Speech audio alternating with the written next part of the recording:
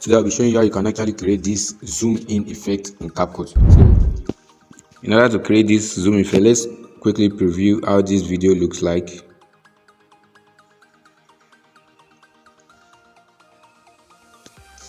And here is it. So in order to create this zoom in effect, you just need to select the footage. So you see this diamond icon right here, you tap on it. So you need to select your footage. So if you are creating the zoom in effect around here, you just need to move a seconds back and you click on this diamond icon. So you move back to where you want the effect to be applied, then you click on the diamond icon again, then you zoom out. Okay, so let's to where you want the effect to end. So you just click on the diamond icon again and you move a step forward and you click on diamond icon again, then you pinch out again. And let's preview how it looks.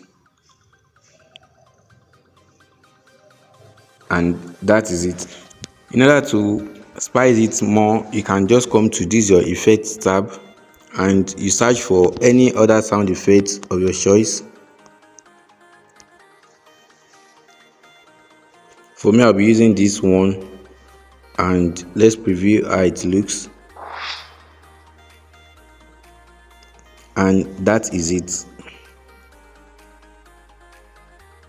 So another way you can actually create this effect is to tap on your footage, come to your animation, then you come to your zoom. You want to use this zoom effect, and so here you have it. You come to your out animation and you click on zoom out. So and once it is applied, let's preview it.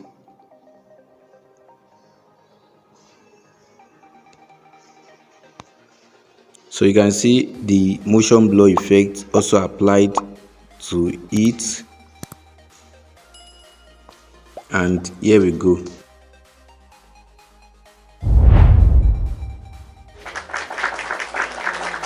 So in order to enjoy more tips and tricks, remember to watch the next video on the screen.